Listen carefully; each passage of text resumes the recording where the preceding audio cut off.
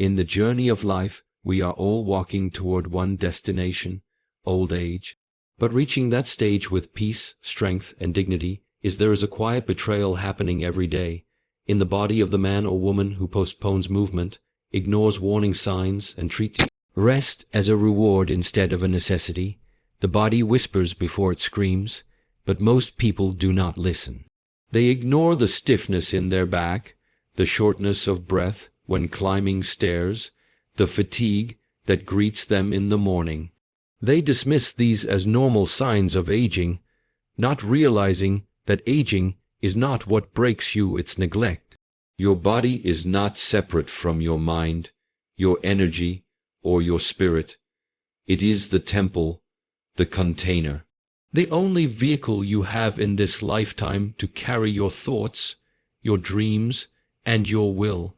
When that vehicle is worn down, poorly maintained, or forgotten altogether, everything you once enjoyed, freedom, independence, clarity, begins to fade. Yet this doesn't happen overnight. It happens in silence, over years of small decisions, skipping a walk here, choosing fast food there, saying I'm too busy, or I'll start next week, until next week never comes. In your youth, the body is forgiving. You can mistreat it and still bounce back. But this forgiveness does not last forever. As you age, the consequences compound, muscles weaken, joints stiffen, fatigue deepens. And one day, without warning, you wake up unable to do the things you once did without thinking, getting out of bed without pain, tying your shoes without assistance, or standing without support.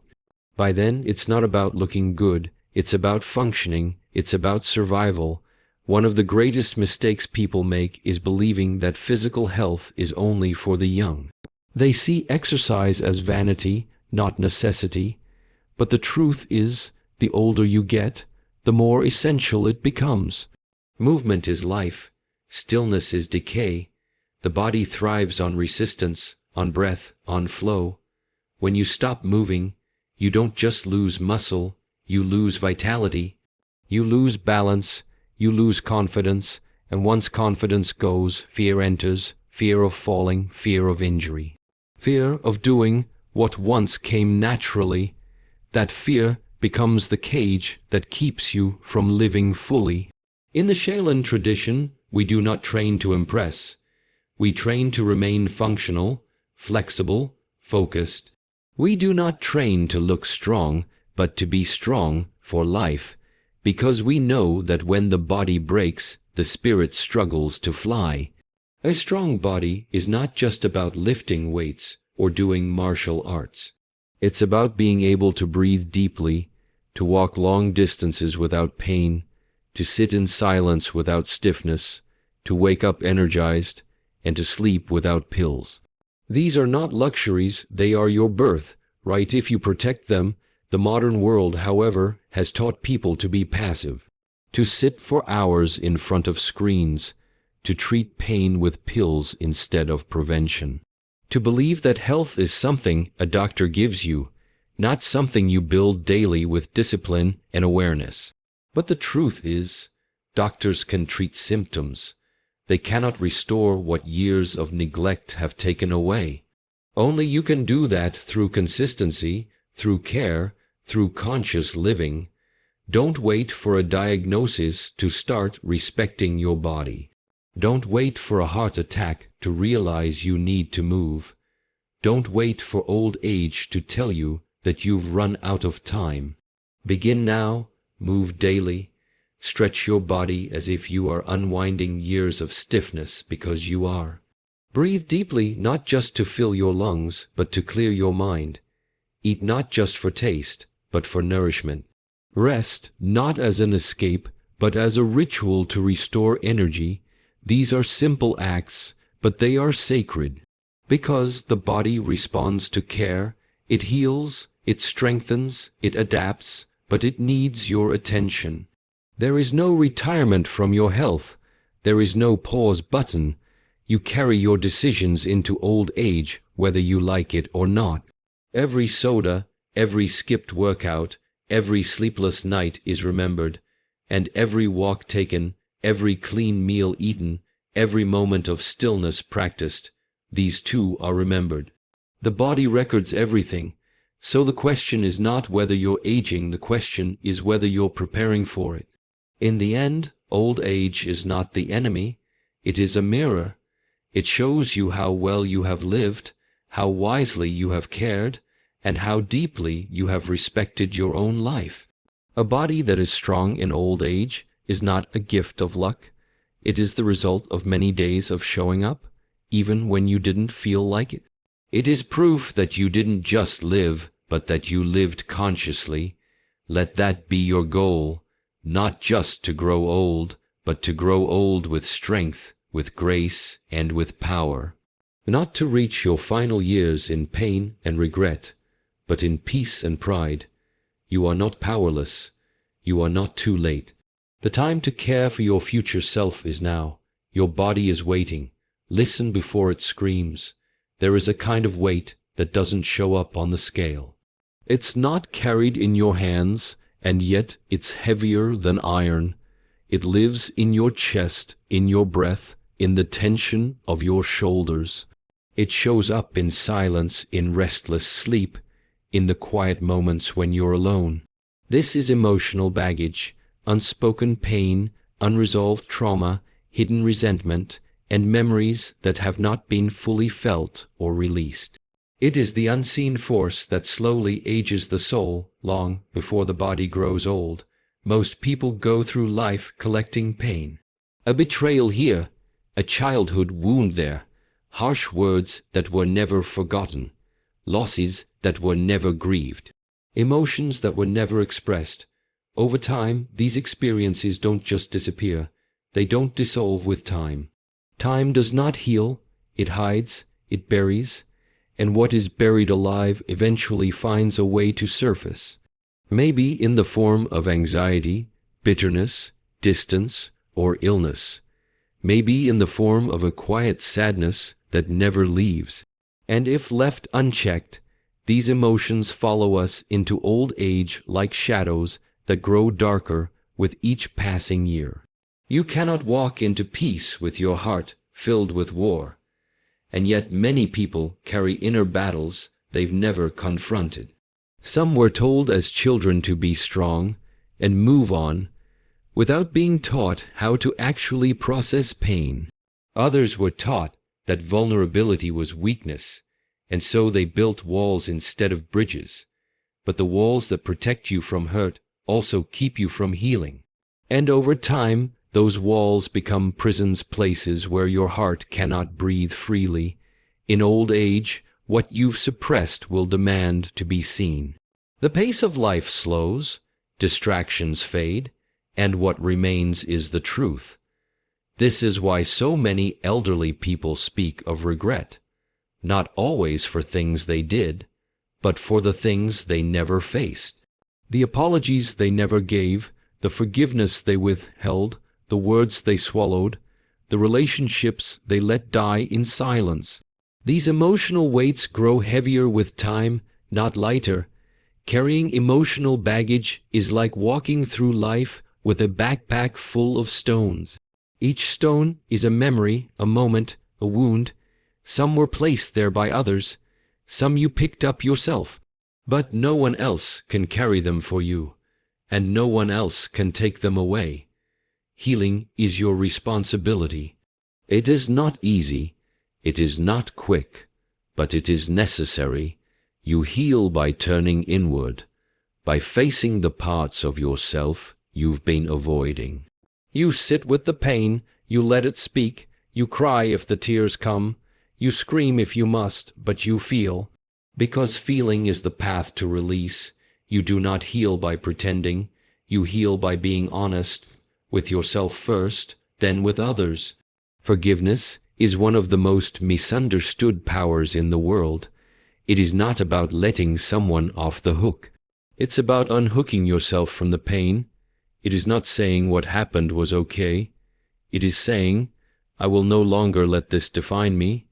Some of the people who hurt you will never apologize. That is their burden.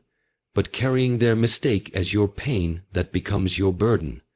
And it will weigh you down forever if you don't let it go. It's also important to forgive yourself. Many people reach old age and look back with shame for the things they did when they didn't know better, for the people they hurt, for the time they wasted. But guilt is not meant to be a life sentence. It is a teacher. Once you've learned, you must move forward. Regret does not change the past, but it can poison your future if you refuse to release it.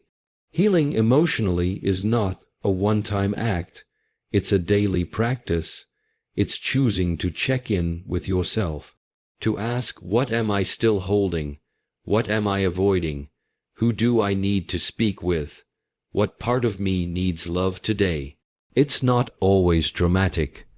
Sometimes it's as simple as being kind to yourself, as simple as breathing through the discomfort instead of escaping it. The soul, like the body, needs space to stretch, to release, to renew. Just as tight muscles cause pain in the body, tight emotions cause suffering in the spirit. You must learn to open, to expand, to trust that you are strong enough to feel everything and still survive. In fact, feeling is what makes you truly alive. As you grow older, you will realize that peace is not something you find in the outside world. It is something you create within, and it is created not by ignoring pain, but by transforming it, not by burying your past, but by learning from it. When your emotional world is clear, life becomes lighter. You speak more gently, you move more freely, you love without fear, and when you finally reach the end of your path, you do so without the weight of unspoken stories, unfinished healing, or unforgiven wounds. Emotional baggage may be invisible, but its consequences are not.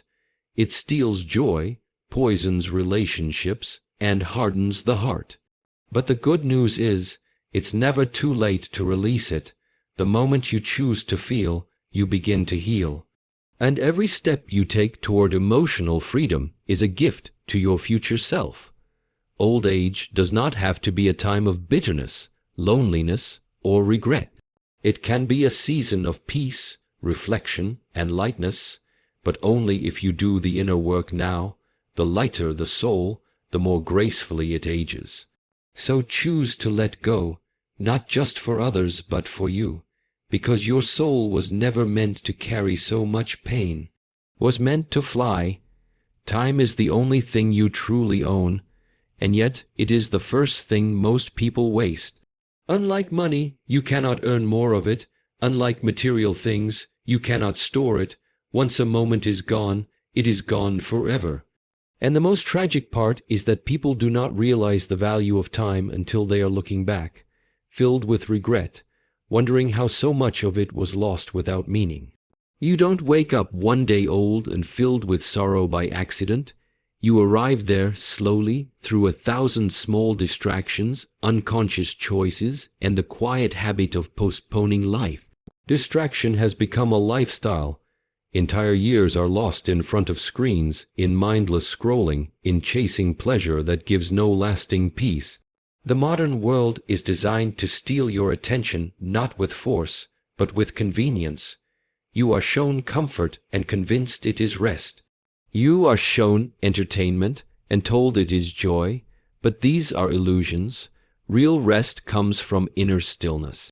Real joy comes from presence, and presence cannot exist when your mind is constantly being pulled away from the moment you're in.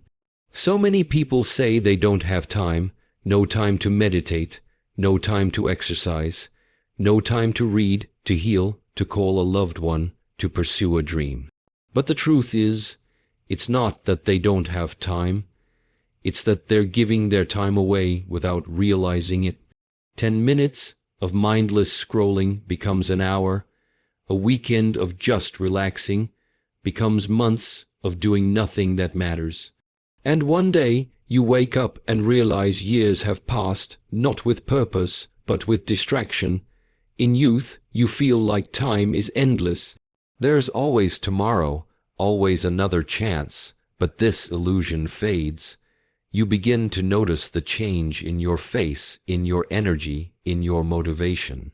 People you love grow old, some leave, some are gone forever, and suddenly the value of time becomes painfully clear.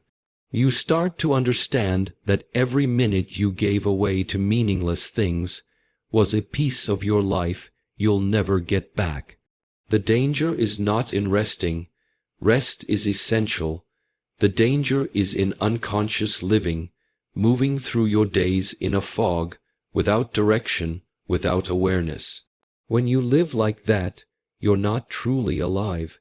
You're just existing, and existence without intention is the slowest path to regret. One of the cruelest tricks of time is that it seems abundant until it isn't. One day, the opportunities you assumed would always be there are gone. The energy you thought would always carry you begins to fade. The chances you delayed are no longer possible. And in that silence, regret speaks. It says, you could have done more, you should have paid attention, but now it's too late. You must understand, the small decisions you make every day become the story of your life. Every hour you spend matters. Every morning you wake up and choose to be present is a victory. Every evening you reflect and ask, did I spend my time well today? That is how you build a life without regret. You cannot control how much time you have left, but you can control how deeply you live with the time you're given. There is wisdom in simplicity. Spend time with people who make your heart feel light. Invest time in skills that sharpen your mind and strengthen your body. Protect your mornings, honor your evenings, do the difficult things first. Say what matters, listen deeply. Be where your feet are. These are not small things. They are the architecture of a meaningful life. So many people look for purpose outside of themselves, in grand achievements or distant goals. But purpose is not something you find. It's something you create through how you spend your time. When your actions are aligned with your values, even the smallest task becomes sacred. Washing the dishes can be meditation. Walking can be prayer. Speaking with kindness can be a form of art. It all depends on how present you are. The older you get, the more you'll realize that time is more valuable than anything you can buy. A peaceful afternoon with family, a conversation with someone you love, an hour spent in stillness, these become treasures. Not because they are rare, but because you finally see them for what they are. Moments that pass, never to return. Do not wait for old age to teach you this. Do not wait for loss to show you what truly matters. You have time now. You have breath now. Use it. Use it with intention. Create habits that reflect your values. Build days that make you proud. And if you waste a moment, forgive yourself, but don't let it become a pattern. Return to the present. Again and again. In the end, no one escapes time, but those who live fully, consciously, and with gratitude. They do not fear the ticking clock. They walk with it, they dance with it, they make each moment matter. Here comes a point in life when you begin to question who you've really been living for. And for many, the answer is not themselves, it's parents, it's society, it's the expectations of culture, religion, partners, teachers, or friends. From a young age, we are trained to seek approval. We are taught to behave a certain way, pursue certain paths, say what is acceptable, and suppress what is true. We are taught that success is defined by how others see us, not how we feel inside, and so we begin a quiet trade, our truth for their approval. This exchange seems small at first. You choose a career that others approve of. You silence your voice in a conversation to avoid conflict. You hide your feelings to keep others comfortable. You attend events you don't enjoy, laugh at jokes that don't feel right, and say yes when every part of you wants to say no. Over time, you forget what you even wanted. Your desires become blurred. Your voice becomes distant. Your identity becomes something shaped by the hands of others. Many people live this way for decades. They are good sons, good daughters, good employees, good neighbors, but good is often just another word for obedient. And obedience, when not rooted in your truth, becomes a cage. It keeps you from becoming who you really are. The cost of this silent performance is not visible immediately, but it builds slowly, and it waits for you in old age when the noise of the world fades and you are left alone with yourself. That is when the regret begins to speak, not in anger, but in sadness. It says, you never gave yourself a chance. It says, you lived for them, but not for you. You begin to realize how many years you spent chasing validation that was temporary, how much energy you gave to people who were never truly watching, how many dreams you buried to protect other people's comfort, and the most painful realization of all, they were never really judging you in the first place. You were judging yourself through their imagined eyes. To live for others is to abandon your own path. It is to give up the compass inside you and follow a map written by someone else. That map may lead to stability. It may lead to social praise, but it does not lead to fulfillment, because fulfillment is personal.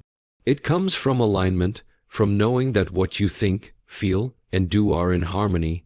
When you live for others, you may be admired, but you will never be at peace. You may be respected, but you will never feel truly alive. You don't need to rebel against the world to live for yourself. It's not about being selfish, it's about being real.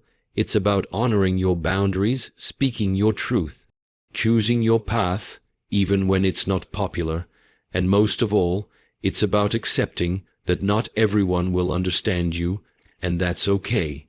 Their understanding is not your responsibility. Your responsibility is to not betray yourself. There is great strength in saying, this is who I am, this is what I believe, this is what matters to me. That kind of clarity does not come from outside. It comes from deep listening, listening to the quiet voice inside that has been speaking all along, the one you've ignored to keep the peace, to be liked, to be safe. But real peace cannot be built on lies, and real safety only exists in truth. When you begin to live for yourself, everything changes. Your relationships become more honest, your work becomes more meaningful, your time becomes more sacred. You stop chasing what you're supposed to want and start creating what you were born to express. You stop wearing masks and start living with authenticity. And the people who love the real you, they will stay. The ones who leave were only in love with the version you were pretending to be. Old age will come, and when it does, your memories will not ask whether you pleased everyone. They will ask whether you pleased your own soul, whether you tasted freedom, whether you followed your calling, whether you loved yourself enough to stop shrinking for others. That is the real measure of a life well lived, not applause, not status, but self-respect, so do not wait. Begin now, ask yourself honestly, whose life am I living? Whose dream am I chasing? What part of me have I silenced just to belong? These questions are not always easy, but they are necessary because the truth is your life is your own. No one else can live it. No one else will carry your regrets. No one else will sit with your memories in your final days. You are not here to perform. You are not here to meet every expectation. You are here to experience life deeply, truthfully, and with courage. To listen to your intuition, to follow your own path, to be the most honest version of yourself, even if it's uncomfortable. Especially if it's uncomfortable. In the end, the greatest freedom is not in being accepted by everyone. It is in accepting yourself completely. The day you stop living for others is the day you truly begin to live. And when old age comes, you will greet it with a heart that is full, not from validation, but from truth. Not from applause, but from alignment. Not from perfection, but from authenticity.